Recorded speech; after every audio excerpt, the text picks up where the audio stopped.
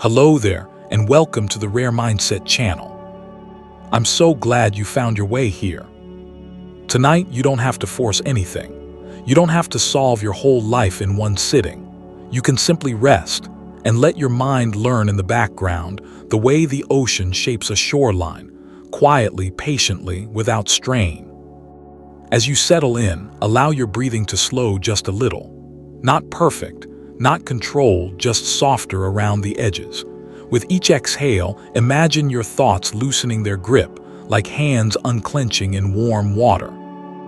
In this long, gentle documentary-style journey, we'll explore habits and self-control, the unseen architecture behind the things you do without thinking, and the inner systems that help you choose with care. Everything here is educational psychology, designed for calm curiosity and for sleep. If you drift off, that's not a failure. That's the point. And now, we begin at the foundation, where behavior becomes automatic, and the mind learns to save energy for what matters most. Chapter 1. The Architecture of Habit, Foundations and Definitions. Fact 1. Automaticity. Automaticity is the moment a behavior stops feeling like a decision and starts feeling like a default. Psychological research describes it as the point where an action can unfold with minimal conscious effort, almost like your body knows the route before your mind finishes the thought. This is one reason habits can feel comforting. They reduce uncertainty, and they reduce the need to actively choose. In terms of dual process theory, automatic behaviors belong mostly to the fast, intuitive system, quick, efficient, and often invisible. When automaticity grows, doing the thing requires less mental fuel. And as you relax tonight, you may notice how many parts of life run quietly in the background, the mind's way of conserving energy. Fact 2. The basal ganglia. Beneath the more reflective, thinking parts of the brain sits a set of structures often linked to habit storage and routine, especially the basal ganglia. Many neuroscience explanations describe this area as a kind of deep pattern keeper, helping repeated actions become smoother over time. When a routine becomes familiar, making tea, locking the door, opening an app, the basal ganglia can help run that sequence with less demand on conscious attention. This doesn't mean you're mindless. It means your brain is efficient. It allows the rest of the brain to rest, or to focus elsewhere while practiced behaviors unfold. In a calm way, it's like having an internal autopilot, quietly reliable, sometimes too reliable. Fact 3. The 66-day average. Popular myth says habits take 21 days, neat and simple like a calendar trick. But psychological studies suggest a more realistic picture. One well-known line of research, often associated with Philippa Lally and colleagues, found that habit formation varies widely and averages closer to about 66 days, depending on complexity and the person's life context. Some habits settle in quickly, others take longer, especially when they require planning, effort, or lifestyle change. This can be surprisingly soothing to know. If change has ever felt slow for you, it may not be weakness. It may simply be biology and repetition doing their gradual work. Like learning a language, the brain rewires on its own schedule. Fact 4. Habit versus goal-directed behavior. There is a gentle but important difference between a habit and a goal-directed action. A goal-directed behavior is guided by a desired outcome, something you consciously want. A habit, by contrast, is often guided by context. The place you are, the time of day, the feeling in your body, the sight of a familiar cue. Psychologists sometimes describe this as the gap between intention and behavior, the strange experience of sincerely wanting one thing, yet automatically doing another. The mind can hold a goal like a lantern, but a habit is like a well-worn path in the dark. And often, when you're tired or stressed, the path wins, not because you don't care, but because the brain prefers what is already built. Fact 5. Cognitive offloading. Habits are one of the brain's favorite forms of relief. They allow something called cognitive offloading, shifting repeated decisions away from active thinking and into automatic routines. Working memory, the mind's small desk space, is limited. It can only hold so much before it feels cluttered, noisy, and slow. When you automate a behavior like preparing tomorrow's clothes, brushing your teeth, or doing a short stretch, the brain frees that desk space for surprises, learning, creativity, or problem solving. In this sense, habits are not just constraints, they are support beams. They hold up the day so you don't have to. And as you listen, you might feel gratitude for the quiet habits already carrying you without demanding attention. Fact 6. Hebb's Law. A classic principle in neuroscience is often summarized as, neurons that fire together wire together. This is Hebb's Law, and it offers a calm image of how habits take physical shape.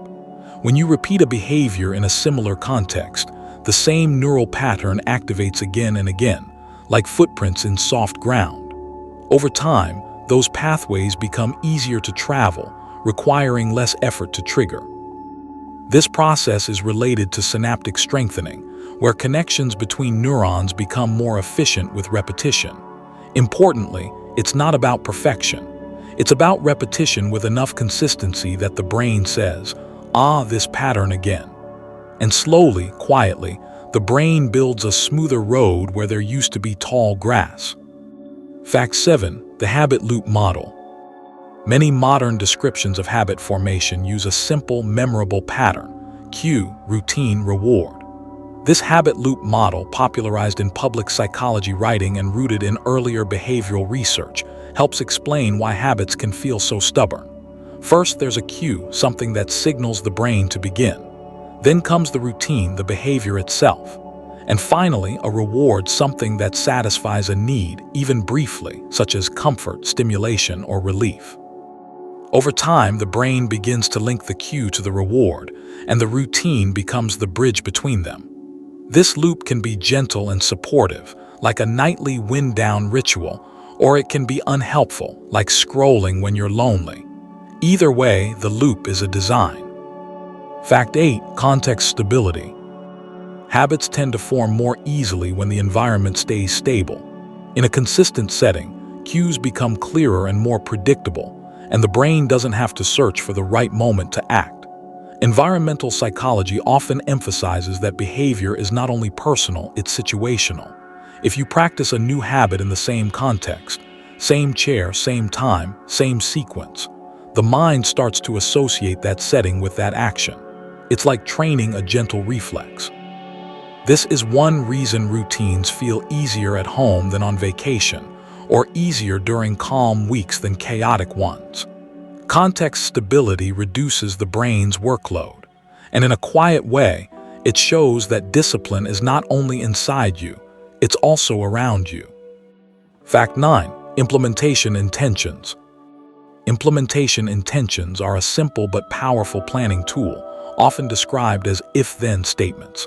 Psychological research associated with Peter Gallwitzer suggests that when you decide in advance what you will do in a specific situation, you reduce the need for in-the-moment willpower.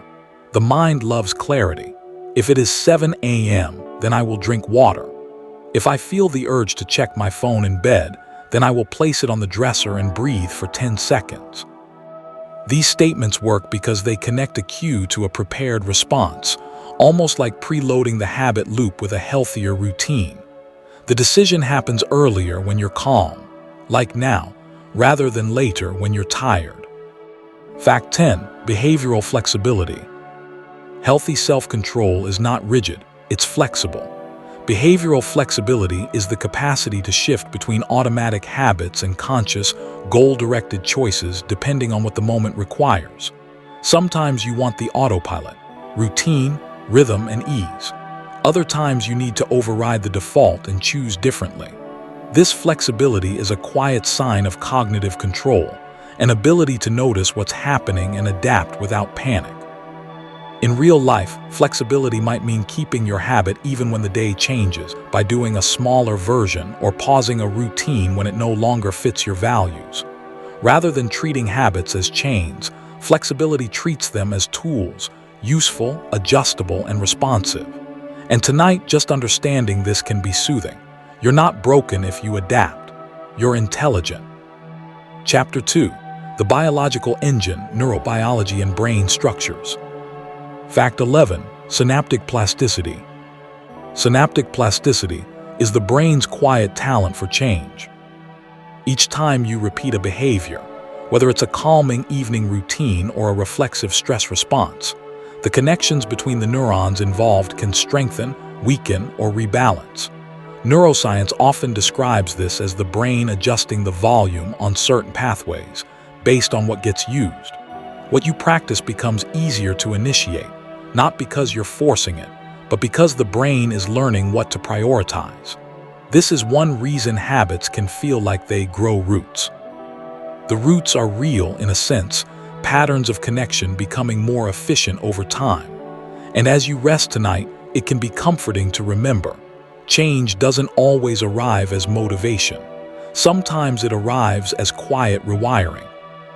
Fact 12. Myelination. When a habit becomes well practiced, the brain often improves the speed and smoothness of the signal that runs that routine. One process involved is myelination, where neural pathways become more insulated, helping signals travel faster and with less leakage. In simple terms, it's like upgrading a dirt road into a paved road. You don't have to consciously lay the pavement. Repetition encourages the body to invest in efficiency.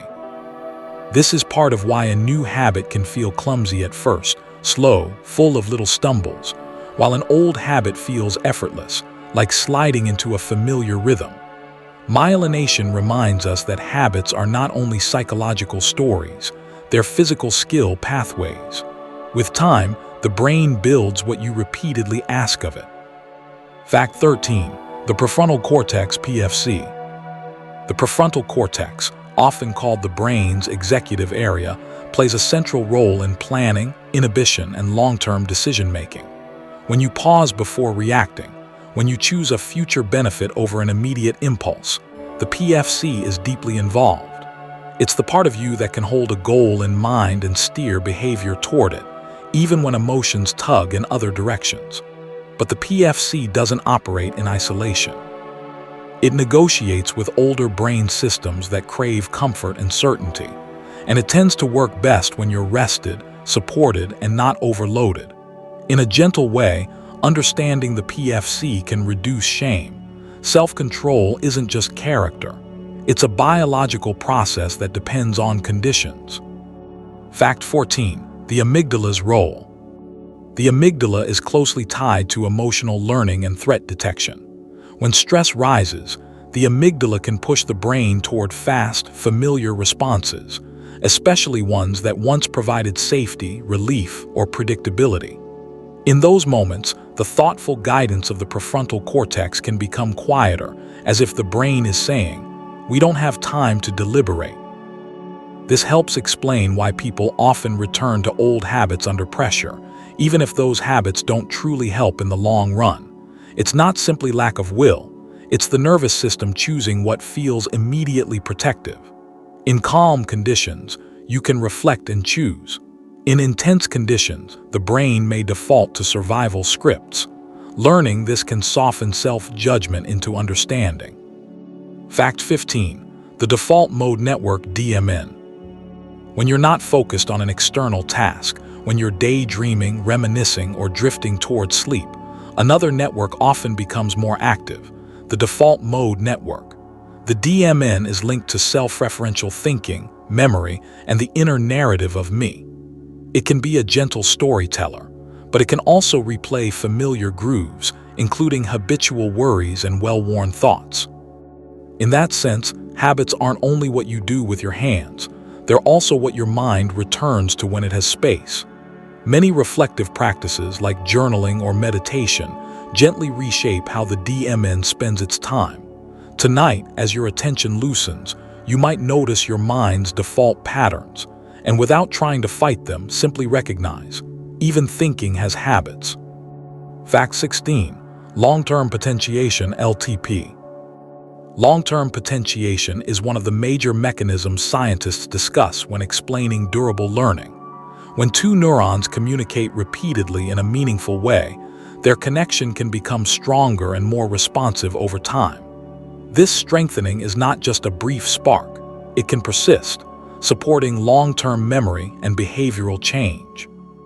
When you practice a new routine consistently, LTP is part of what helps the brain remember the pattern, making it easier to activate again tomorrow and the next day and the day after that. It's a quiet kind of permanence built by repetition, and it's one reason small actions matter. Even gentle practice, soft, consistent, unglamorous, can leave a long imprint. Like water shaping stone, LTP works steadily, not loudly. Fact 17. Phineas Gage and executive function. A famous historical case often discussed in psychology education is Phineas Gage, a railroad worker who survived an accident that damaged parts of his frontal lobes. What made the case so striking to early researchers was not only survival, but the reported changes in personality, planning, and self-control afterward. Over time, this case helped shape scientific understanding that the frontal regions, especially areas associated with executive function, are deeply involved in impulse regulation and decision-making. While modern science treats old reports with caution and nuance, the broad lesson remains. Self-control is not a floating virtue. It is rooted in brain systems. This perspective can be deeply compassionate. When we struggle, it may not mean we are bad. It may mean certain systems are stressed, depleted, or unsupported. Fact 18. Glutamate and learning. Glutamate is often described as the brain's primary excitatory neurotransmitter, meaning it helps neurons communicate in a way that supports learning and adaptation. When you build a new habit, many tiny chemical conversations happen beneath awareness, signals strengthening, pathways coordinating, circuits rehearsing. Glutamate plays a role in those conversations, especially in processes related to synaptic change. Of course, brain chemistry is complex and always interacting with sleep, stress, nutrition, and experience. Still, it can be soothing to know that learning isn't only motivation. It's a biological collaboration. When you repeat a behavior, your brain doesn't just try harder. It changes the messaging system that makes the behavior easier to trigger. In a way, every repetition is a quiet chemical vote for the future. Fact 19. Neurogenesis. For many years, scientists believed the adult brain could not grow new neurons. We now know that neurogenesis, the birth of new neurons, can occur in certain regions, particularly the hippocampus, which is involved in memory and learning. This doesn't mean your brain replaces itself overnight, or that you can hack growth with a single trick. But it does suggest something hopeful and steady. The capacity for new learning can continue, even later in life. Neurogenesis is often linked in research discussions to factors like enriched environments, movement, and restorative sleep. And tonight, as you rest, it may feel reassuring to remember, your brain is not a finished sculpture. It is a living system, quietly maintaining, adapting, and, when conditions allow, growing. Fact 20. The ventral striatum. The ventral striatum is frequently discussed in relation to reward anticipation, the feeling of something good is coming. That anticipation can be more motivating than the reward itself. When a cue appears, like the sight of a snack, the sound of a notification, or the familiar moment after work, the ventral striatum can contribute to a sense of pull, an urge, a readiness to act. In habit formation, this matters because the brain starts to light up not only when you receive the reward, but when you predict it. The body leans forward before the mind explains why. This is also why changing habits often involves changing predictions, teaching the brain that a different routine can lead to the same comfort or a deeper kind of satisfaction. The system isn't evil, it's efficient. Chapter 3. The mechanics of behavior, cues, triggers, and loops. Fact 21. Sensory cues. Many habits begin not with a thought but with a sensation. A smell, a sound, a particular lighting in the room, sensory cues can act like silent switches. Classical conditioning research has long shown that the brain learns associations between neutral stimuli and meaningful outcomes. Over time, the cue alone can create readiness, craving, comfort, alertness, or avoidance. This is why a certain song can pull you into an old mood, or why walking into a kitchen can trigger snacking even when you're not truly hungry. The cue doesn't force the behavior, but it primes the pathway. Tonight, you can simply notice how the environment speaks to the nervous system. It's not magic, it's learning. And when you change cues, you often change behavior without needing a fight. Fact 22. Context-dependent repetition. A habit becomes more automatic when it repeats in the same context. This is context-dependent repetition. Doing the behavior in the same place, with the same surrounding details, teaches the brain a clear association. Here is where this happens. Environmental priming research suggests that locations become linked to behaviors, sometimes more strongly than we realize. If you always study in one corner of a room, that corner starts to carry a certain mental posture. If you always scroll in bed, the bed becomes paired with that pattern. This is neither moral nor personal, it's associative learning. And it offers a gentle strategy. If you want a habit to grow, give it a consistent home. If you want a habit to shrink, remove its familiar stage. The brain is a context artist, painting routines onto places. Fact 23. Habit stacking. Habit stacking is a way of attaching a new behavior to a well-established one, using the existing routine as a stable anchor. Instead of asking your brain to find a brand new time and place to act, you borrow the strength of what's already automatic. For example, after brushing your teeth, you might stretch for 1 minute. After pouring coffee, you might take 3 slow breaths. Researchers and behavior designers often emphasize that small, reliable pairings can outperform grand plans that depend on inspiration. The old habit provides the cue, the new habit becomes the routine, a tiny sense of completion becomes the reward. Over time, the stack feels like one smooth sequence, like beads on a string. The mind likes sequences. It finds them restful, predictable, and easy to repeat. Fact 24. Friction and resistance. One of the simplest ways to influence behavior is to change friction, the number of steps between you and the action. Behavioral economics and choice architecture often point out that even small inconveniences can reduce a behavior's frequency. If a tempting app is buried in a folder, or if snacks are stored on a high shelf, the extra effort gives the reflective brain time to wake up. The habit loop thrives on ease. It loves a straight line from cue to routine. Add gentle resistance and the line becomes less automatic. This isn't about harsh self-denial. It's about design. You're not trying to defeat your brain, you're trying to slow the slide into autopilot. In a calm way, friction creates a pause, a small pocket of freedom where choice can appear. Fact 25. Visual salience. What stands out in your environment tends to shape what you do. Visual salience refers to how attention is drawn toward things that are bright, central, large, or simply placed in your line of sight. Psychologists who study attention often describe how the brain is biased toward what is easiest to notice. That means habits can be guided by what you see most often: fruit on the counter, a book on the pillow, the TV remote within reach. This is not weakness, it's perception doing its job. The mind scans for signals and goes where the light is. And you can use this gently. Make the habits you want more visible, and make the habits you don't want less visible. The environment becomes a quiet partner in self-control, shaping behavior without a lecture. Fact 26. Response effort. Response effort is the amount of energy, physical or mental, needed to begin a behavior. Even when the behavior itself is simple, the initiation cost can feel surprisingly large. This is why putting on exercise clothes can be harder than the workout once you've started, and why opening a document can be harder than writing once the page is there. The brain tends to conserve energy, especially when tired. So habits that require fewer steps are more likely to repeat.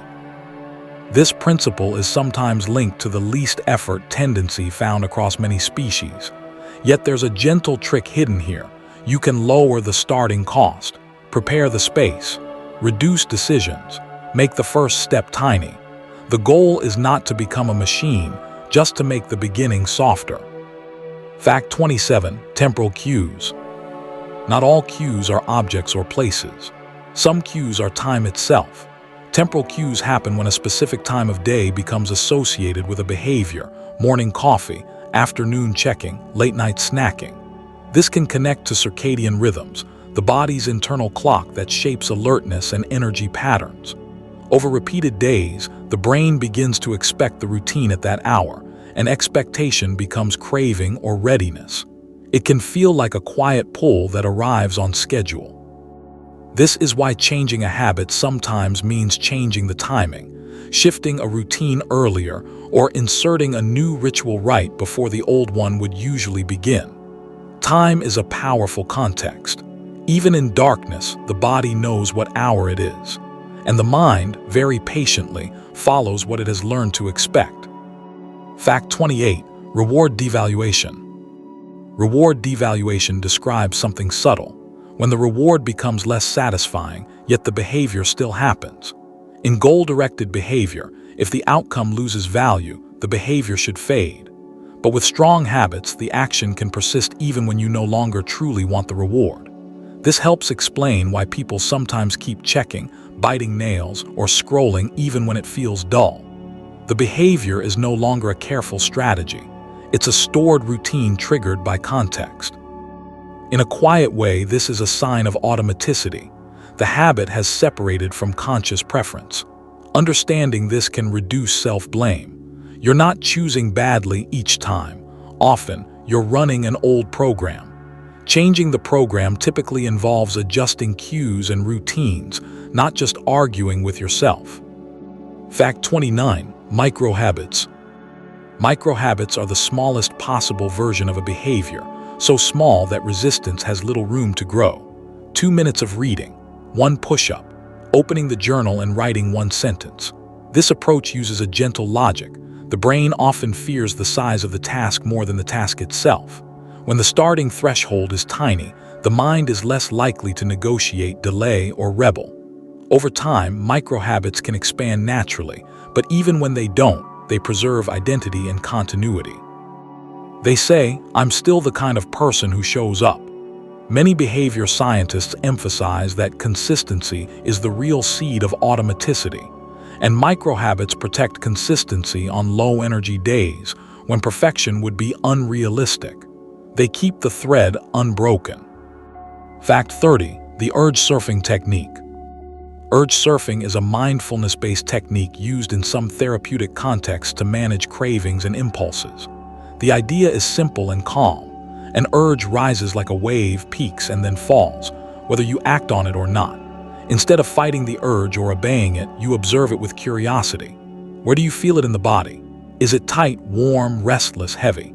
By watching the urge, you create a small space between stimulus and response.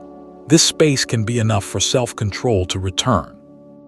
Urge surfing doesn't claim that cravings disappear forever, and it's not presented as a cure. It's a skill, an attention practice, that helps you experience the urge as temporary weather rather than a command. And tonight, that perspective alone can feel relieving. Chapter 4. Reward systems, dopamine, and the chemistry of motivation. Fact 31. The dopamine spike. Dopamine is often misunderstood as the pleasure chemical, but many psychologists and neuroscientists emphasize a more precise view. Dopamine is deeply involved in anticipation, learning, and motivation. The dopamine spike frequently occurs before the reward, when the brain predicts that a reward is coming. This prediction energizes behavior, creating that subtle leaning forward feeling. Go get it. In habit loops, dopamine helps stamp in the association between cue and outcome. The cue becomes meaningful because it forecasts relief, comfort, novelty, or belonging. That's why a notification sound can feel magnetic even before you see the message. Understanding this can make habits feel less mysterious. The brain isn't chasing pleasure blindly, it's chasing predictions. And when you reshape the predictions, by changing rewards, routines, or cues, you reshape the pull. Fact 32. Variable rewards. Variable rewards are rewards that arrive inconsistently. Sometimes yes, sometimes no, sometimes a little, sometimes a lot. Research on operant conditioning shows that this unpredictability can create especially persistent behavior patterns. It's the logic behind slot machines, but it also appears in everyday life. Refreshing a feed, checking email, looking for new messages. Because the brain doesn't know when the reward will arrive, it keeps trying, hoping that the next attempt will be the one. In a calm, documentary way, it helps to see this as design meeting biology. Unpredictability keeps attention hooked. This knowledge isn't meant to alarm you, it's meant to soften confusion. If certain habits feel sticky, it may be because the reward schedule is engineered or naturally variable in a way that strengthens repetition. Fact 33. Craving versus liking. Modern neuroscience often separates wanting from liking. Wanting, craving, pursuit, urgency is strongly linked to dopamine-driven incentive salience. Liking, actual enjoyment and satisfaction, is linked to other systems, including opioid-related processes. This distinction explains a familiar experience. You may intensely want something, then feel strangely underwhelmed when you get it. The desire was real, but the enjoyment was smaller than predicted. Habits can exploit this gap. The brain keeps chasing the wanting, even when the liking has faded. In daily life, this might look like opening the fridge without appetite or checking a phone without genuine interest. Understanding the difference can be liberating. It invites a gentle question. Do I want this, or do I actually like it? And that question alone can loosen the loop. Fact 34. Temporal discounting. Temporal discounting is the tendency to prefer smaller rewards now over larger rewards later. The future can feel abstract, while the present feels vivid and certain. In psychology research, this is sometimes called present bias. It helps explain why long-term goals, health, learning, savings, can be difficult to protect in moments of temptation. The brain weighs immediate comfort heavily, especially when stressed or tired. Importantly, temporal discounting isn't a character flaw, it's a common human pattern, and there are gentle ways to work with it. Making future rewards feel more concrete, visualizing them, tracking progress, linking them to identity can reduce the discount. Tonight, as you relax, you might sense how the mind softens into now. That's natural. Habit design often means making the right now easier, so the future doesn't have to fight for attention. Fact 35. Immediate feedback loops. Habits form faster when the brain receives immediate feedback after the behavior. This is one reason habits tied to instant rewards, taste, entertainment, relief, can build quickly. The brain learns best when cause and effect are close together in time. When rewards are delayed, the association can feel faint, like a distant echo. Psychological learning theories often note that reinforcement timing matters. The closer the reward is to the action, the stronger the learning signal. This doesn't mean delayed rewards can't work. It means they often require support, tracking, rituals, small immediate rewards layered on top. For example, the long-term reward of fitness is distant, but the immediate reward might be a shower, a calm mood, or checking off a calendar. The brain likes to know, right away, that the effort mattered. Fact 36. Intrinsic versus extrinsic rewards. Intrinsic rewards come from within the activity, interest, meaning, satisfaction, pride. Extrinsic rewards come from outside, money, prizes, praise. Self-determination theory suggests that habits rooted in intrinsic motivation, especially those connected to autonomy and personal values, tend to last longer than habits driven only by external pressure. External rewards can help initiate behavior, but if the inner satisfaction never grows, the habit may fade when the prize disappears. In a soothing way, this invites a gentle check-in. What feels nourishing about this habit on the inside? Not every habit must be joyful, but sustainable habits often contain some internal signal of alignment, relief, steadiness, competence, identity. And when you find that inner reward, repetition becomes less like forcing and more like returning, like coming back to a familiar room where you can breathe. Fact 37. The endowed progress effect. The endowed progress effect describes a simple motivational trick. People work harder when they feel they've already started. Studies in consumer psychology have shown that giving someone a head start, like a loyalty card with a couple of stamps already filled, can increase follow-through. The mind loves completion, and it dislikes wasting progress. This effect can be used gently in habit design. If you want to build a routine, you can create the feeling of being in motion early. Set out materials, pre-fill a tracker, begin with a tiny version of the habit that counts as a win. The goal is not to manipulate yourself harshly, but to reduce the psychological distance between starting and continuing. Once the brain feels the path is already underway, it's easier to keep walking. Fact 38. Satiety and habit strength. One sign that a habit has become strong is that it persists even when the immediate motivational state changes. In the language of habit research, the behavior becomes less dependent on satiety, less dependent on being in the mood, or on the reward feeling intensely satisfying. For example, if a person only exercises when excited, the behavior is still fragile. If they exercise calmly even on ordinary days, the habit is becoming more autonomous. This isn't about pushing through exhaustion. It's about noticing whether the behavior relies on a specific emotional fuel. Strong habits can run on low drama. They become part of the day like brushing teeth, steady, not heroic. And there's a quiet dignity in that. When a habit becomes normal, it stops requiring constant emotional energy. It becomes a simple expression of how life is organized. Fact 39. Social rewards. Human brains are deeply responsive to belonging.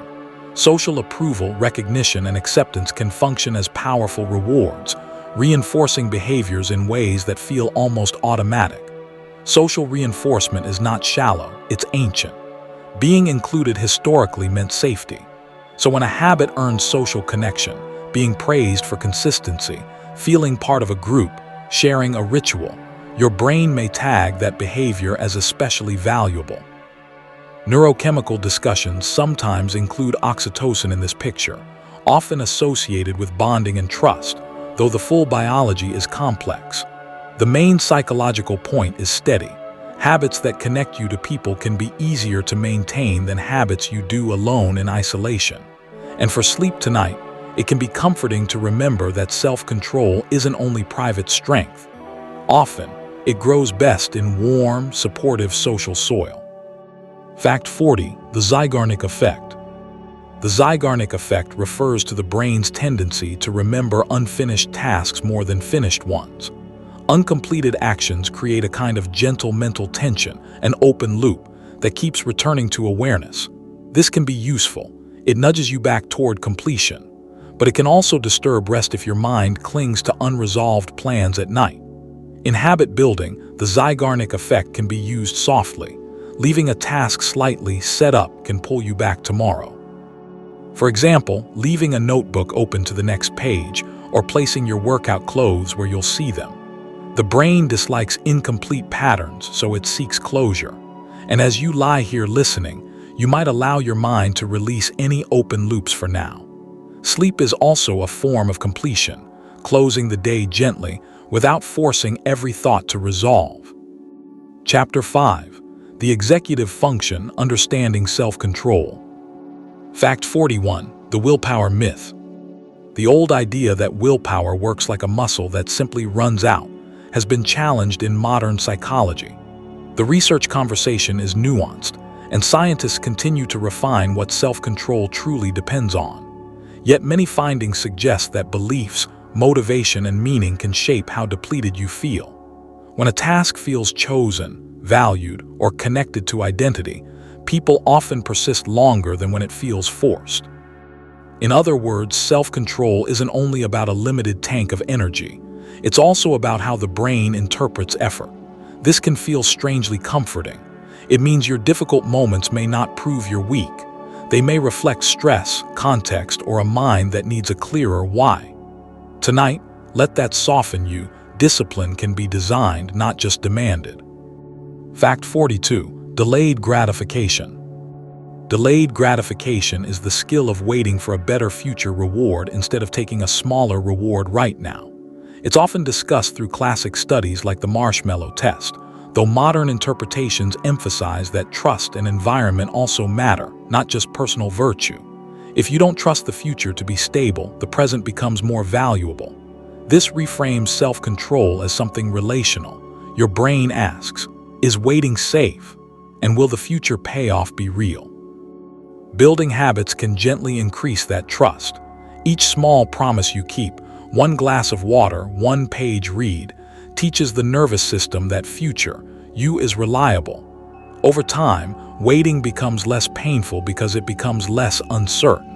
And for sleep, it's calming to remember that patience isn't only personality.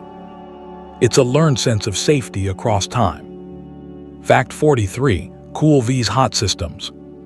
Psychologists have described self-control as a dance between two inner systems, the hot system and the cool system.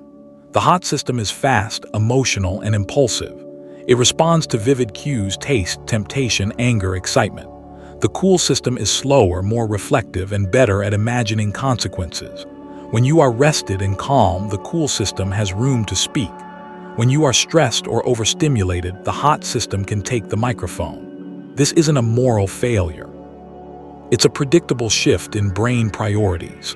Many habit strategies gently support the cool system by reducing triggers, adding pauses, and making plans ahead of time. Tonight, notice how your body is cooling down as you rest. In that quieter state, wise choices feel more available, not because you force them, but because the mind is finally not on fire. Fact 44. Cognitive reappraisal. Cognitive reappraisal is an emotion regulation strategy where you change the meaning you give to a situation, and by doing so, change your emotional response. In habit and temptation, reappraisal can be surprisingly powerful. If you frame a craving as "I need this," it grows.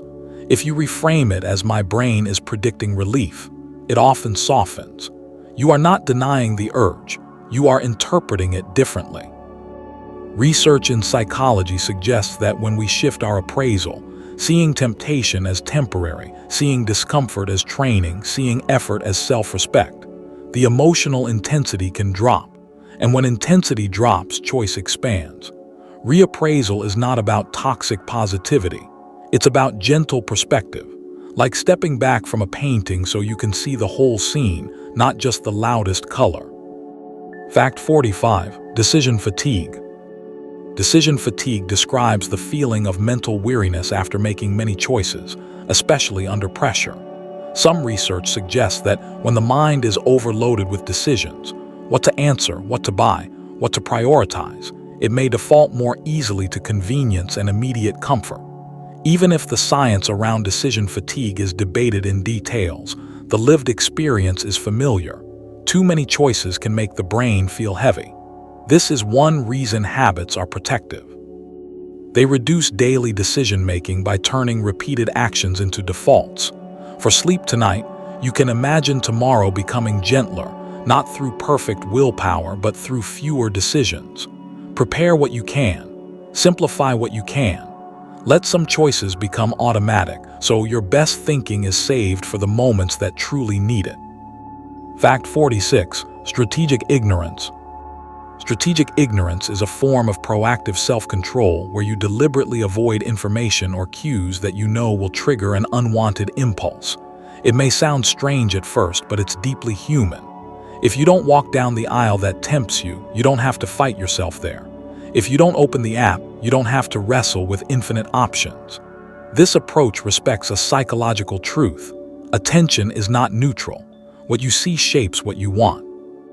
Strategic ignorance is not denial of reality, it's design of exposure.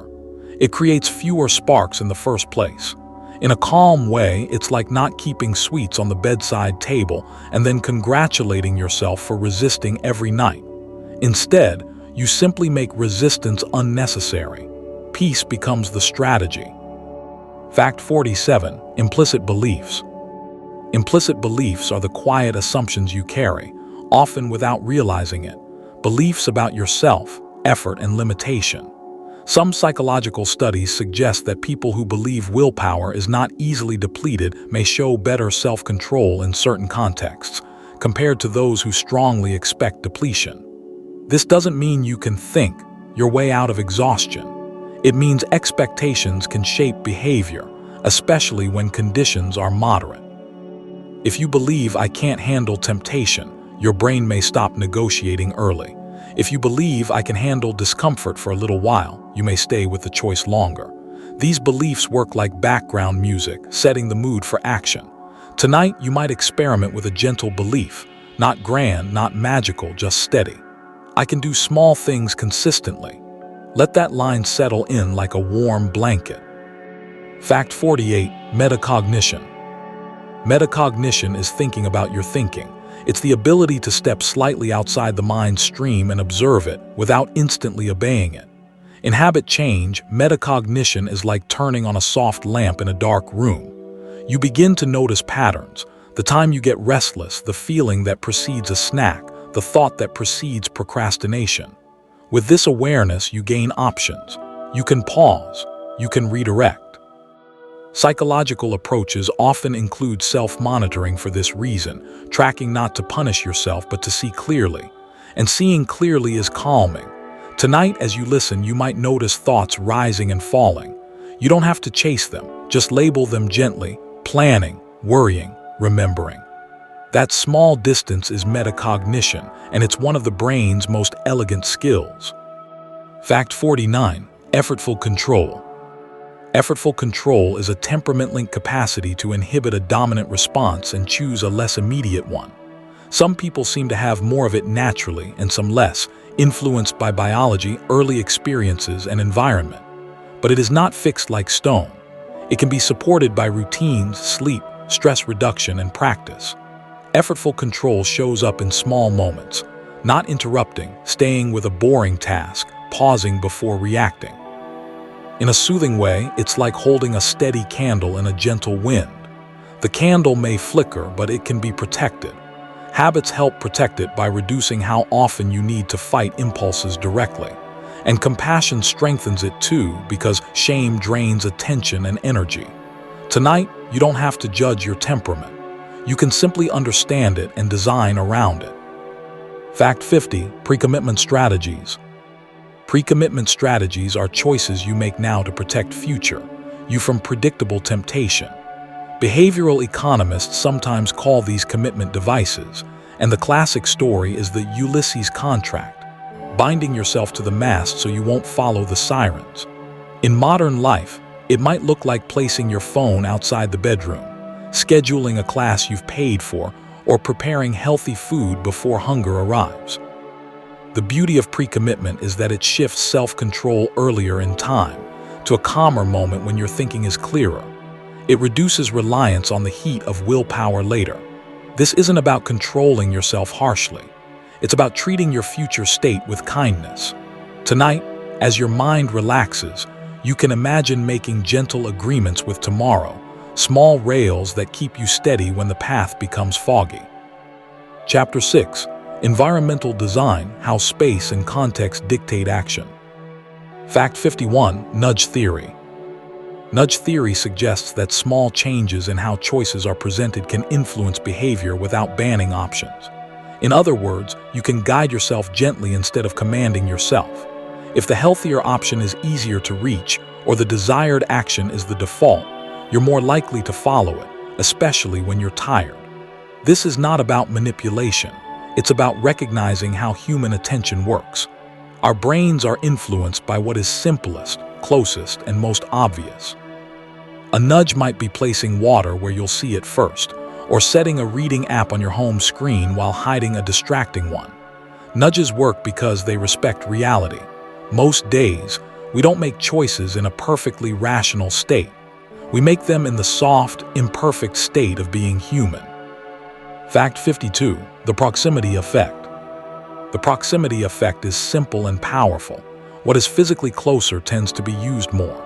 Studies in behavioral science have shown that even a few extra steps can change choices.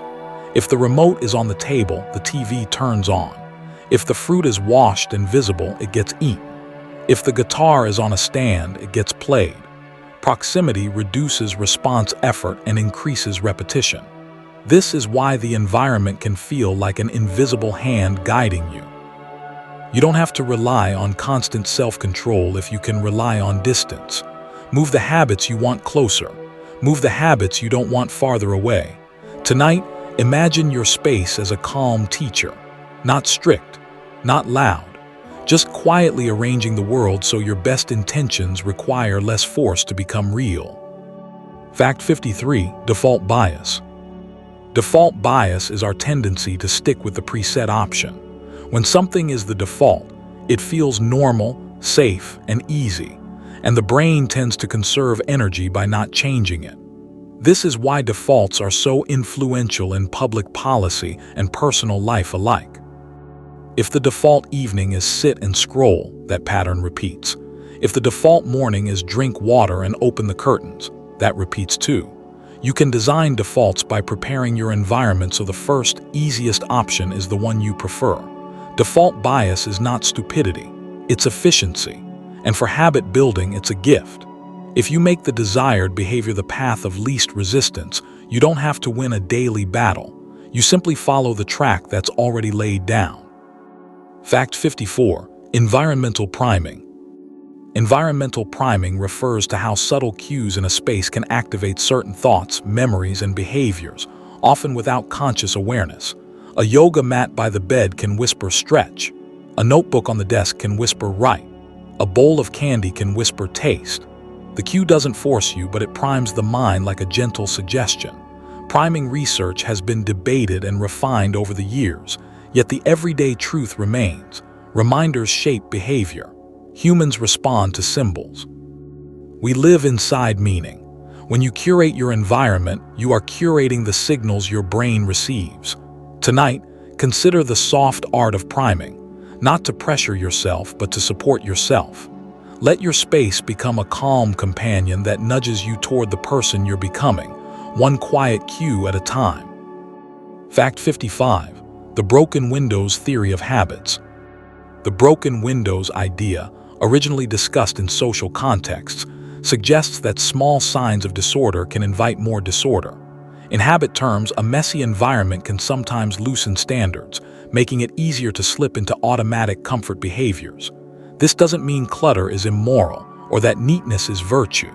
It means the brain reads the environment as information. Things are falling apart, or things are cared for. Those signals can influence self-control indirectly. When a space feels chaotic, cognitive load rises, and the mind may seek quick relief. When a space feels orderly, the mind often feels safer and more capable. Even small resets, clearing one surface, making the bed, can change the emotional tone of the room. Tonight, imagine order not as perfection, but as kindness made visible. Fact 56. Sensory overload and impulse. When an environment is loud, bright, crowded, or constantly demanding attention, the brain experiences sensory overload. Cognitive load increases, and executive function can become less available. In that state, we often revert to habits, especially the ones that offer quick comfort or distraction. This is not weakness. It's the brain protecting itself from too much input by choosing familiar pathways. Many people find self-control harder in chaotic settings for this reason. The nervous system is busy and choices become heavier.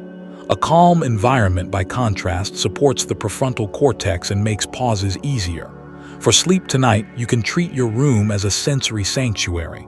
Softer light, fewer alerts, gentle sounds, not for aesthetics but for psychology. Quiet senses often lead to quieter impulses. Fact 57. Digital architecture. Digital architecture refers to how apps and devices are designed to shape behavior through notifications, infinite scroll, variable rewards, and frictionless access. This is not a conspiracy. It's often simply persuasive design meeting human learning mechanisms. The brain responds to novelty, social signals, and unpredictable rewards, and many digital systems provide those in endless supply. Over time, this can create strong habits that feel automatic and hard to interrupt. Understanding digital architecture can reduce shame. If you struggle to stop checking, it may not be because you lack discipline.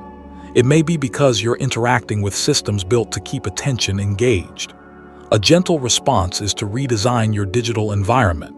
Fewer notifications, clearer boundaries, more intentional entry points. Tonight, as you wind down, imagine your phone not as your enemy, but as a tool that needs settings, like lighting in a room. Fact 58. Choice minimalism. Choice minimalism is the practice of reducing options so action becomes easier. When there are too many choices, the mind can stall in analysis paralysis. This connects to ideas like Hick's law, which suggests that more options can increase decision time and mental effort.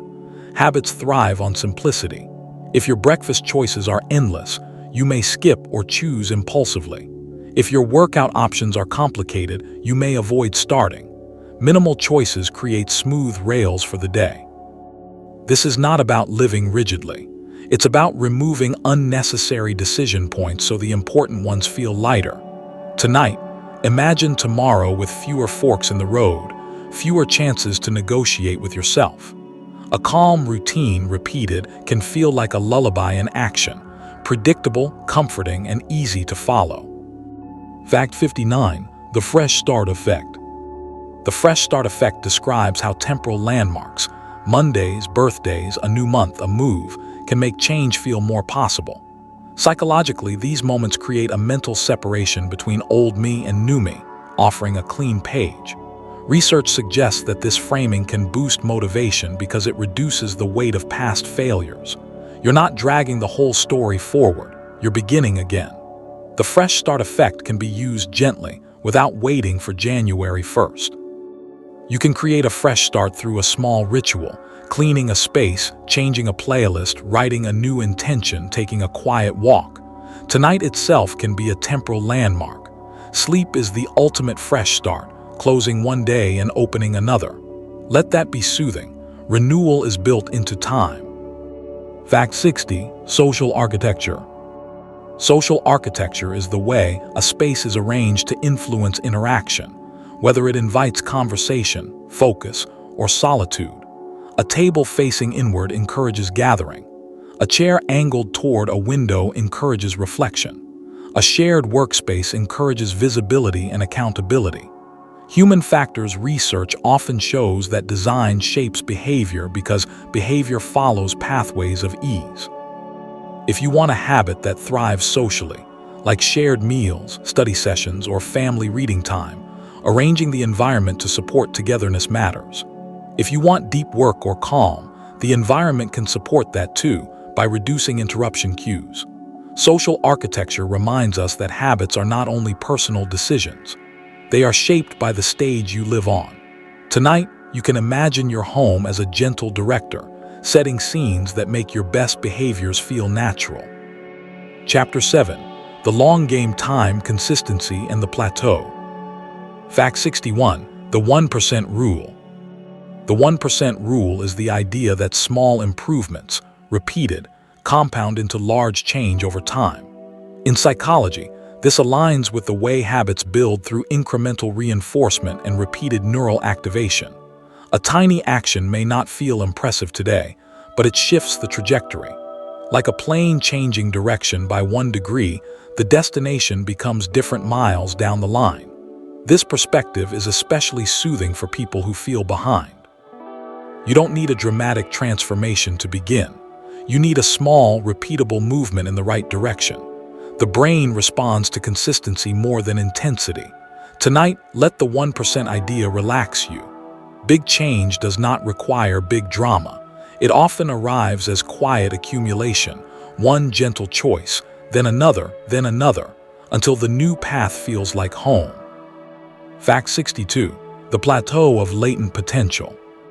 The plateau of latent potential is the phase where you are doing the work, but the results haven't visibly arrived yet. Many people quit in this stage, not because the habit isn't working, but because the feedback is delayed. Psychologically, this is difficult because the brain craves evidence and immediate reinforcement. Yet learning often happens beneath the surface first, like roots growing before a plant breaks ground. The habit is wiring into the brain, building automaticity, strengthening identity, even while the outside world looks unchanged. This concept can protect you from discouragement. If you're in a slow season, you may not be failing. You may be incubating. Tonight, allow yourself to imagine invisible progress, quiet structural change. The most important work is often the least dramatic, and the brain is patient when you let it be. Fact 63. Identity-based habits. Identity-based habits shift the focus from what do I want to achieve to who do I want to become. This aligns with ideas from self-perception theory. We infer who we are by noticing what we repeatedly do. Each action is a vote for an identity. When you consistently act like a reader, you begin to feel like a reader. When you consistently act like someone who cares for their body, that identity becomes easier to inhabit. Identity-based habits are powerful because identity is a stable reward. External goals can finish and disappear, but identity continues to guide behavior. This is not about rigid labels. It's about gentle self-definition. Tonight, you might choose a quiet identity statement that feels kind and true. Not "I must be perfect," but "I am someone who returns." Returning is a habit too. Fact 64. Habit strength decay. Habit strength can weaken when a routine is missed, but the decay is not always dramatic. Research on behavioral maintenance suggests that consistency matters, yet human life is full of interruptions. The brain learns patterns through repetition, and gaps can reduce automaticity, especially early on. But missing once does not erase learning. A single lapse is often just noise in the larger signal, unless the mind turns it into a story of failure. Habit decay becomes more likely when a miss leads to discouragement, and discouragement leads to stopping entirely. That's why gentle self-talk is a maintenance strategy. You're protecting the habit from the emotional aftermath of imperfection. Tonight, you can let this idea settle. Habits are not glass sculptures that shatter when touched. They are more like trails. If you pause, the trail remains. You simply step onto it again. Fact 65. The Goldilocks Rule. The Goldilocks Rule suggests that habits are easier to sustain when the difficulty is just right. Not so easy that it feels meaningless, and not so hard that it feels crushing. This connects to flow theory and the psychology of optimal challenge. When a habit is too demanding, the brain predicts pain and avoids starting. When it's too simple, the brain gets bored and disengages. The sweet spot is gentle stretch, enough challenge to feel alive, enough ease to feel doable. Over time, the sweet spot shifts. What was hard becomes normal, and you can raise the bar slightly. This creates a calm, sustainable progression. Tonight, imagine adjusting your habits like a careful musician tuning an instrument. Not tight enough to snap a string, not loose enough to sound dull, just tuned to your current season. Fact 66. Circadian rhythms and habits. Circadian rhythms are the body's natural cycles of energy, alertness, and rest across the day. People also differ in chronotype. Some feel sharper early, others later. Aligning demanding habits with your energy peaks can improve consistency because you're working with biology rather than against it. For example, deep focus may be easier at a naturally alert hour, while gentle routines fit low-energy times. This is not a strict rule, and life constraints are real. Yet even small alignment can help, placing the hardest task at your best time and the easiest task at your lowest. Tonight, since you are nearing sleep, you are already in a circadian dip. This is not a time to force productivity. It's a time to restore the brain's control systems. Sleep itself is one of the most supportive habit foundations because it renews attention and emotional regulation. Fact 67. The Never Miss Twice Rule. The never miss twice rule is a simple resilience strategy. If you miss a habit once, prioritize returning the next opportunity. Psychologically, it prevents a lapse from turning into a relapse. One miss can happen for countless reasons: travel, stress, fatigue. But two misses in a row can begin to establish a new pattern, the pattern of not doing the habit. This rule works because it focuses on recovery, not perfection. It treats life as flexible while protecting momentum. It also reduces shame because the goal is not "I must never slip," but "I will return quickly." Tonight, you can picture this as a gentle bounce back, like a boat that tips and then rights itself. The skill is not never wobbling. The skill is finding balance again without panic. Fact 68. Visual progress tracking. Visual progress tracking, calendars, streaks, checkmarks, creates a simple form of reward. Visible evidence. The brain responds to feedback, and a visible chain of effort can sustain motivation during the plateau when results are slow. It's not that the checkmark is magical. It's that it makes the invisible visible. It turns effort into something you can see and trust. Many people also experience a subtle desire not to break the chain, which can reinforce consistency. Used gently, tracking can be supportive rather than obsessive. The purpose is awareness, not punishment. Tonight, imagine a calm tracking system that feels kind, like leaving small footprints in sand, showing you that you've been walking. Even if the destination is far, the footprints prove movement, and movement is hope made practical. Fact 69. Habit elasticity. Habit elasticity is the ability of a habit to survive under stress or changing circumstances. A rigid habit breaks easily. If conditions aren't perfect, it stops. An elastic habit adapts, smaller versions, different times, different forms. Psychological flexibility supports this. For example, if you can't do a full workout, you do 5 minutes. If you can't read a chapter, you read 1 page. Elasticity is not lowering standards in defeat. It's protecting continuity. The brain learns the deeper identity. I am a person who continues, even when life changes shape. Elastic habits are also less likely to trigger all-or-nothing thinking, which is a common enemy of long-term change. Tonight, let this idea soothe you. Your habits do not need to be perfect to be real. They need to be resilient enough to travel with you. Fact 70. The law of least effort. The law of least effort describes the brain's tendency to choose the path that requires the least energy. This is not laziness in a moral sense. It's a biological strategy for survival. Energy is precious, and the brain is always balancing cost and reward. This is why habits form. They reduce effort over time. And it's also why bad habits can win. They often offer immediate relief with minimal cost in the moment.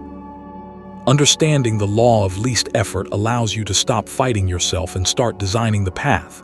Make the desired habit easier. Make the undesired habit harder. Reduce steps. Prepare in advance. Arrange the environment so the easy option is the one you actually want. Tonight, you can rest knowing this. Self-control often isn't about becoming stronger. It's about making the right path smoother. Chapter 8. Social and Identity Loops. The Influence of Groups and Self-Perception. Fact 71. Social contagion. Habits don't live only inside one person. In a quiet, almost invisible way, they travel through relationships. Social contagion describes how behaviors spread across social networks, friends, families, coworkers, often without anyone explicitly teaching them.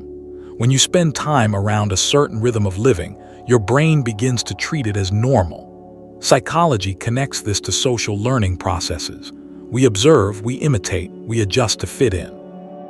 Even moods and coping patterns can become shared. This can be comforting because it means change doesn't have to be lonely. When you join an environment where the desired habit is common, your brain stops treating it as strange. It becomes part of the air. And tonight, as you rest, you might gently ask, what habits have I absorbed simply by being near them? Fact 72. Group identity. Group identity is the soft force that shapes what feels natural to you. Social identity theory suggests that we tend to adopt the habits of groups we wish to belong to our in-group. It can be subtle, the way people speak, eat, exercise, work, rest. The behavior becomes a badge, a sign that says, I'm one of you. This is why identity-based change often works better when it includes community. When you see yourself as part of a group that lives a certain way, the habit stops feeling like self-punishment and starts feeling like belonging. This isn't about losing individuality. It's about recognizing a deep human need, to fit, to connect, to be understood. Tonight, imagine the kind of group your future self would thrive in, calm, supportive, consistent, and let that image feel like a gentle invitation. Fact 73. Social proof. In uncertain situations, people often look outward to decide what's correct. This is social proof, the tendency to use others' behavior as a guide. It can shape habits in everyday moments, what you order, how often you check your phone, whether you speak up, whether you rest. When everyone around you rushes, rushing starts to feel like the normal speed of life. When everyone around you values sleep and calm, calm starts to feel permitted. Social proof is not foolishness.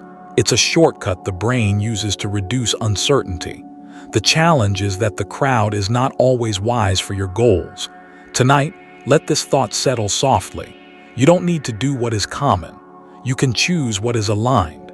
And choosing alignment often begins with noticing what you've been copying. Fact 74. The chameleon effect.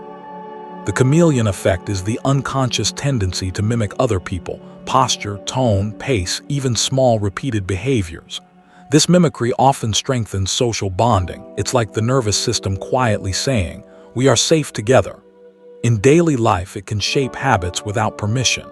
If your partner snacks at night, you may find your body drifting toward the kitchen too.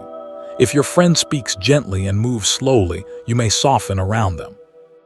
The chameleon effect is not manipulation, it's coordination. Humans sync. And once you understand that, you can use it kindly. Spend time near the habits you want to grow. Let your brain borrow their rhythm until it becomes your own. Tonight, as you slow your breathing, you may notice how easily your body mirrors calm when calm is offered. Fact 75. Accountability partners. Accountability partners work not because they shame you, but because they change the psychological cost of quitting. When someone else knows your intention, your brain registers the habit as more socially real. Social facilitation research suggests that being observed, or even imagining being observed, can change performance and persistence. This isn't about needing external control forever. It's about using social structure to stabilize a fragile habit early on. The partner becomes a gentle mirror. I see the person you're trying to be. For many people, that reflection is powerful. It turns a private wish into a shared commitment. Tonight, you might imagine what kind of accountability would feel supportive rather than heavy. Not someone to police you, but someone to walk beside you, steady, kind, and consistent. Fact 76. Peer reinforcement. Peer reinforcement is the warmth you feel when your effort is noticed, praise, recognition, a nod of respect. In learning theory, reinforcement strengthens behavior, and social reinforcement can be especially potent because it carries belonging. The brain doesn't only crave rewards like food or entertainment, it craves acceptance. That's why even small encouragement can keep a habit alive during the plateau. A friend saying, "I'm proud of you," can land like a deep exhale. Of course, relying only on praise can make habits fragile when no one is watching. But as a bridge, especially at the beginning, peer reinforcement can be a gentle fuel. Tonight, let yourself imagine receiving recognition without pressure, not for perfection, but for returning. You showed up again. Sometimes that sentence is enough to keep the path visible. Fact 77. Cultural habituation. Many habits are not chosen individually. They are inherited from the culture around you. Cultural habituation describes how long-term behaviors become embedded through norms, geography, and shared routines, how people eat, greet, work, rest, and celebrate. You may find yourself living out patterns that were in the water long before you had words for them. This perspective can reduce self-blame. If a habit feels deeply woven, it may not be a personal flaw, it may be a cultural default. And cultural habits can change slowly across generations and also within one life when someone steps into a new environment. Tonight, consider the culture of your days. What does it reward? What does it rush? What does it ignore? You don't have to reject where you came from. You can simply become conscious of it. Fact 78. The spotlight effect. The spotlight effect is the tendency to overestimate how much other people notice your behavior. Social psychology research suggests we often feel as if we are under a bright light, when in reality others are mostly focused on themselves. This can create social anxiety, but it can also be used in a gentle way to support habits. If you believe everyone is watching, you might behave more carefully, yet the cost is tension. The healthier use is relief, realizing you have more freedom than you think. You can practice, start small, be imperfect, and still be safe. Tonight, let that soften the body. You don't need to perform your self-improvement for an audience. Most people are not tracking your every move. This frees you to build habits privately, quietly, and with compassion. Fact 79. Collective efficacy. Collective efficacy is a group's shared belief that change is possible together. Albert Bandura's work on efficacy highlights how confidence, personal and collective, predicts persistence. When a group believes, "We can do this," individuals inside it tend to try longer, recover faster from setbacks, and feel less alone. Collective efficacy can be seen in study groups, recovery communities, fitness classes, families deciding to eat differently, any context where effort is shared. The group becomes a container for motivation. Even on low-energy days, you're carried by the social current. Tonight, imagine what it would feel like to be part of a small collective that treats change as normal. No drama, no shame, just steady practice. Sometimes the most powerful self-control is not self-control at all, but shared control, held in connection. Fact 80. Role modeling. Role modeling is one of the quietest forms of instruction. When you observe someone like you, similar age, background, or challenges, successfully perform a habit, your brain updates what feels possible. Psychology calls this vicarious learning, and it can raise self-efficacy, the belief that I can do it too. Importantly, the most effective models are not superhuman. They're relatable. They struggle, adjust, return, and keep going. That kind of model teaches resilience, not perfection. Tonight, you might think of one person, real or distant, who embodies a calm habit you want, not to compare, but to learn. Let their example feel like a soft lantern on the path.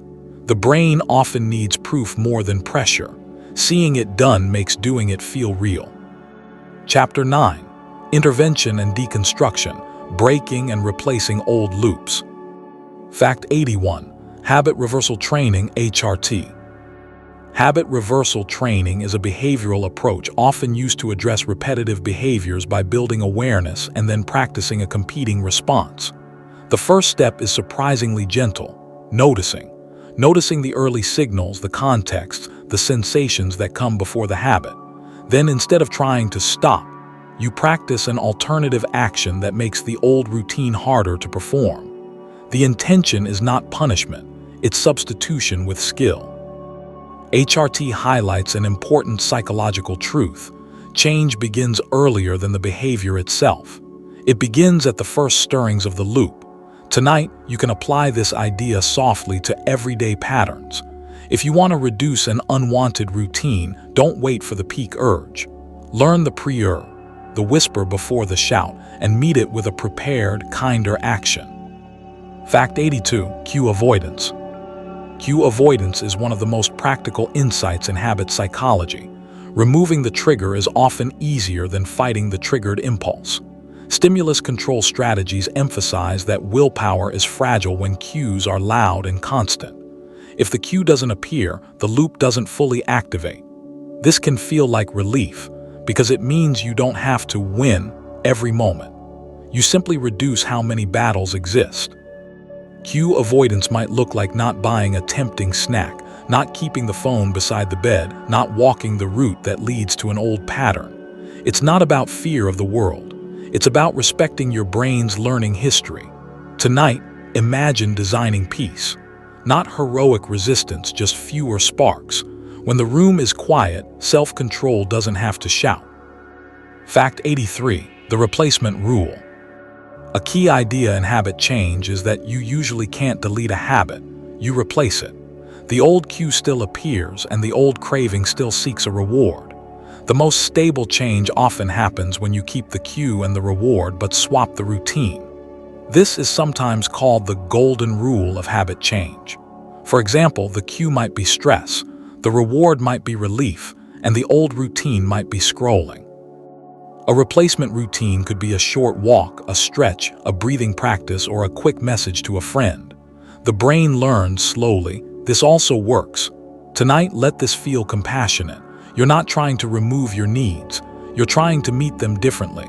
Habits are often attempts at care, just with imperfect methods. Replacement is care upgraded. Fact 84. Mental contrasting WOP. Mental contrasting, often taught as WOP, wish, outcome, obstacle, plan, is a way to blend dreaming with realism. You first name a wish, then imagine the best outcome, letting it feel vivid. Then gently you identify the obstacle inside you, not the world's fault, but the inner pattern that blocks follow-through. Finally, you create a simple plan, often in an if-then form. This method helps because it avoids two common traps: fantasizing without action or planning without motivation. By pairing desire with obstacle awareness, the brain becomes more prepared and less surprised. Tonight, you can try WOP softly in your mind without effort. One wish, one outcome, one obstacle, one plan. It doesn't need to be dramatic. The goal is clarity, and clarity can feel like rest. Fact 85. Mindfulness-based relapse prevention. Mindfulness-based relapse prevention focuses on widening the space between a trigger and a response. It teaches the skill of noticing sensations, thoughts, and urges without immediately acting. This doesn't claim to erase cravings or solve everything at once. It offers a different relationship with the urge. You can observe it like weather passing through the body. Over time, this observation can reduce automatic reactivity. In psychological terms, mindfulness can create cognitive decoupling, separating the experience of wanting from the behavior of doing. Tonight, you're already practicing a form of this by listening calmly. Thoughts may appear, you don't have to chase them. Sensations may rise, you don't have to obey them. This is not force, it's presence. And presence often becomes the quiet foundation for long-term change. Fact 86. Self-efficacy beliefs.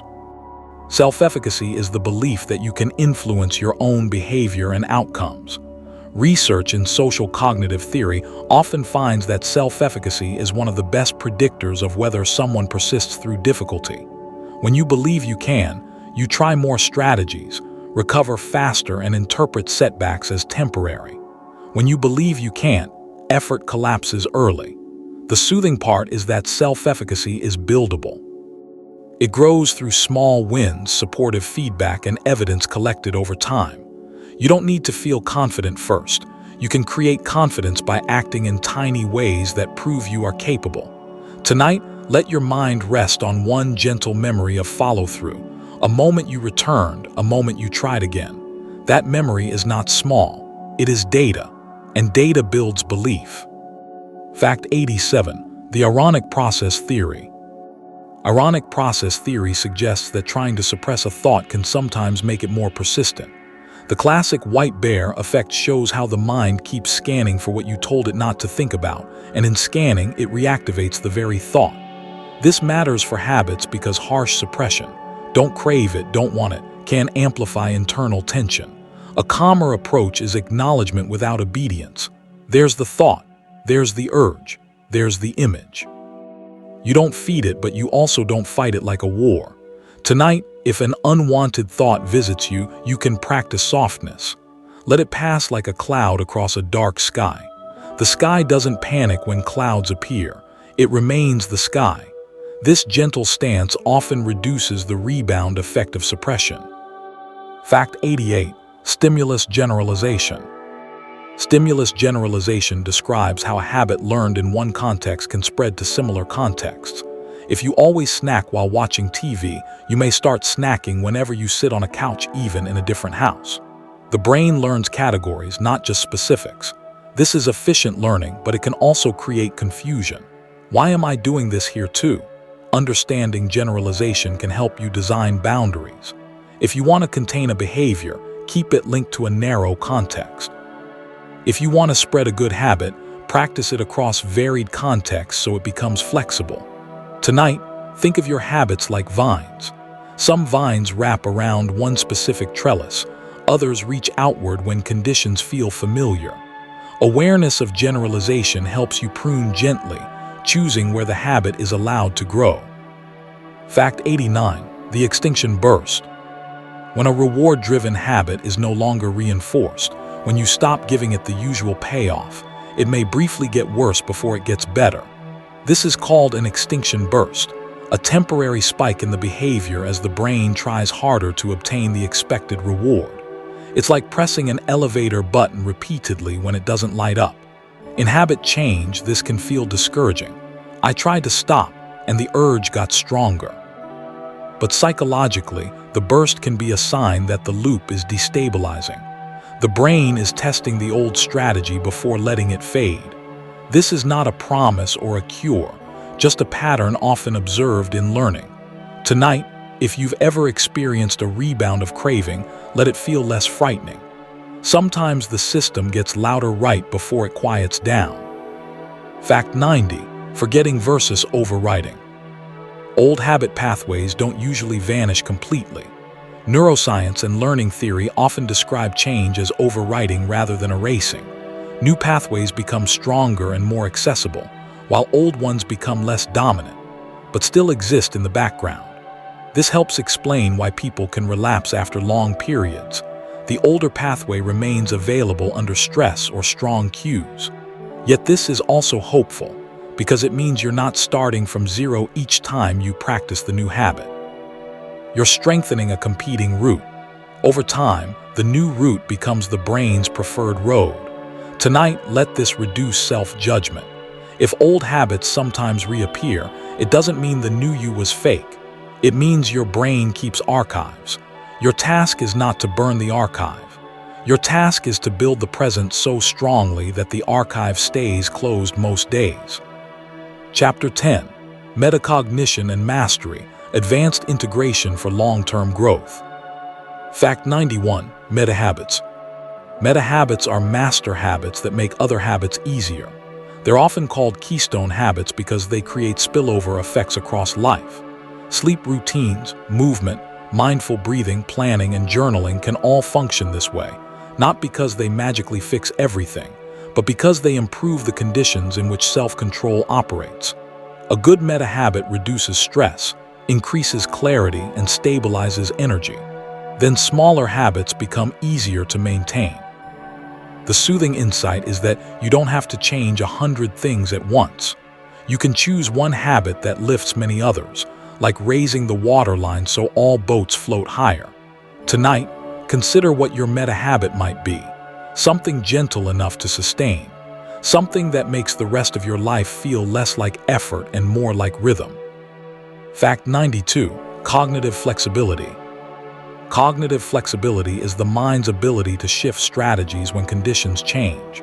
It's a form of executive function sometimes described as set shifting, moving from one mental rule to another. In habits, flexibility prevents rigidity. It lets you adapt a routine instead of abandoning it. If your schedule changes, you adjust the timing. If your energy drops, you scale the habit down. Flexibility is what keeps you consistent without becoming harsh. It also supports self-compassion because it allows for nuance. This day is different, so my approach can be different. Tonight, as you drift towards sleep, you can feel flexibility in the body, how breathing adjusts naturally, how posture shifts to become comfortable. The same intelligence can guide your habits. A flexible mind doesn't break when life changes. It quietly rearranges itself. Fact 93. Resource allocation. Resource allocation is the deliberate choice of what you automate and what you keep conscious. Because attention is limited, habits can be used as a smart budgeting system. When you automate low-value decisions, like what you eat for breakfast, when you prepare tomorrow's clothes, you free conscious energy for creativity, relationships, and complex problem-solving. This is not about turning life into a rigid machine. It's about reducing unnecessary cognitive load. Many high performers and many calm people do something similar. They simplify the repeatable parts so their minds aren't constantly negotiating with small choices. Tonight, imagine your attention like a warm lamp with limited oil. Where do you want that light to shine? Habits can protect the oil. They keep the lamp burning for what truly matters. Fact 94. Maintenance motivation. Maintenance motivation is the shift that happens after a habit is formed. Early on, motivation is often about achievement, results, milestones, transformation. Later, motivation becomes about stability, keeping the system healthy, protecting the rhythm, sustaining what works.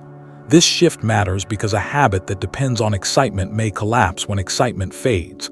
Maintenance motivation is quieter. It's the motivation of caretaking. I do this because it keeps my life steady. Psychologically, it can feel less dramatic but more peaceful. The habit becomes like brushing your teeth, done not for a trophy but for continuity. Tonight, let that idea relax you. You don't need constant inspiration to keep going. You need a reason that feels calm and true. Stability can be a form of love for your future self, expressed in small, repeated acts. Fact 95. The power of reflection. Reflection is the habit of checking the system, not to criticize, but to learn. When you periodically review your behavior, through journaling, gentle tracking, or simple self-questioning, you create a feedback loop. Feedback loops are central in psychology because they allow self-correction. Without reflection, you can repeat patterns without understanding why they keep failing. With reflection, you can notice, this habit works on weekends but not weekdays. Or, this cue triggers me more when I'm tired. The goal is not perfection, it's insight.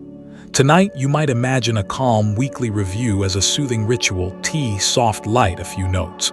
Not a courtroom, a laboratory. You are not on trial. You are observing, adjusting, and learning.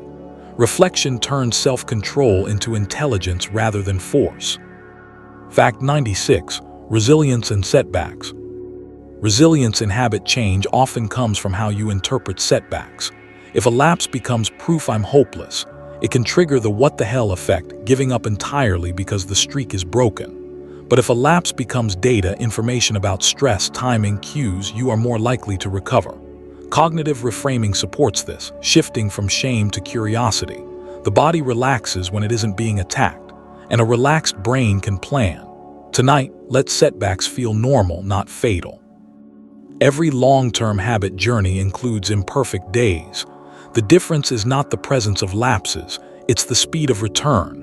You can treat yourself as someone worth guiding, not someone worth punishing. Resilience is not a personality trait you either have or don't. It's a practice. Fall, learn, rise, repeat, quietly.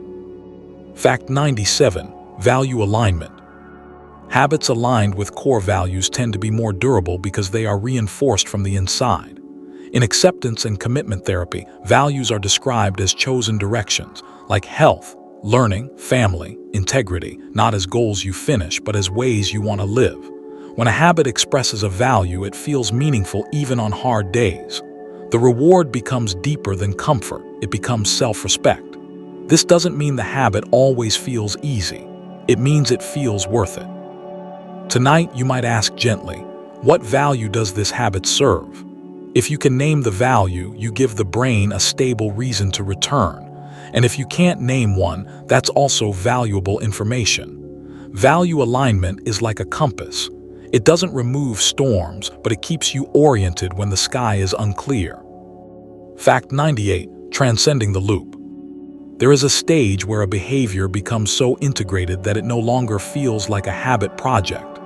It becomes part of the self, identity integration. You don't say, I'm trying to be someone who reads, you simply read. You don't say, I'm forcing myself to be calm, you naturally return to calm. This is not perfection or sainthood. It's the nervous system accepting a pattern as normal. At this stage, the habit loop is still there, cue, routine, reward. But it feels less like machinery and more like character. The behavior expresses who you are. Tonight, let this be soothing. You're not doomed to struggle forever. With time, effort can soften into ease. The goal isn't endless self-control. The goal is a life where the right behaviors require less control because they are simply you. Fact 99. The compound effect of willpower. Small acts of self-control can sometimes generalize into other areas. This is often described as the compound effect. Practicing regulation in one domain can strengthen your confidence and your self-regulatory identity in general. It might begin with something tiny, sitting up straighter, drinking water first, pausing before responding. Over time, these small acts can become evidence. I am someone who can choose. That evidence can spill into eating habits, spending habits, attention habits. This isn't guaranteed and it's not a claim of cure. It's a psychological pattern many people recognize. Success builds success, partly through belief and consistency. Tonight, you can make this gentle. Don't demand grand discipline. Choose one small act that feels kind. Let it be a seed. Seeds don't look like forests, but they carry the pattern of one. Fact 100. Neuroplasticity in late life. The brain remains capable of change across the lifespan. Neuroplasticity does not disappear at a certain birthday. While learning may slow or require more repetition with age, research in lifespan development suggests that new skills, new routines, and new patterns of self-control can still be built. This is tied to ideas like cognitive reserve, the brain's ability to adapt and compensate through new pathways. The comforting message is simple. It is not too late to become different. Your nervous system can still learn safety, still learn rhythm, still learn better defaults. Tonight, let that settle deep. Whatever your age, whatever your history, the brain is not a closed book. It is a living library, always reorganizing its shelves. And every gentle repetition you choose is a note to the brain. This matters now. And now, as these ideas settle quietly beneath the surface, you don't have to hold on to every detail. You don't have to memorize a single term. Let the facts simply rest inside you, like seeds placed gently into soil, doing their work in their own time. Because habits are not built through pressure. They're built through repetition, environment, and compassion, through tiny choices that become easier the more often they're made. And self-control is not a harsh command. It's a system, supported by sleep, by calm, by clarity, and by the kind way you return after you drift. So if your mind is still awake, you can let it wander softly through what you've heard, cues and rewards, identity and community, the brain learning, rewiring, adapting. And if your mind is already fatting, that's perfect too. For now, you can allow your body to feel heavy. Let your breathing be simple. Let tomorrow wait. Thank you for spending this quiet time with RareMindset. And wherever you are in your journey, may you keep returning, gently, patiently, and again. Good night.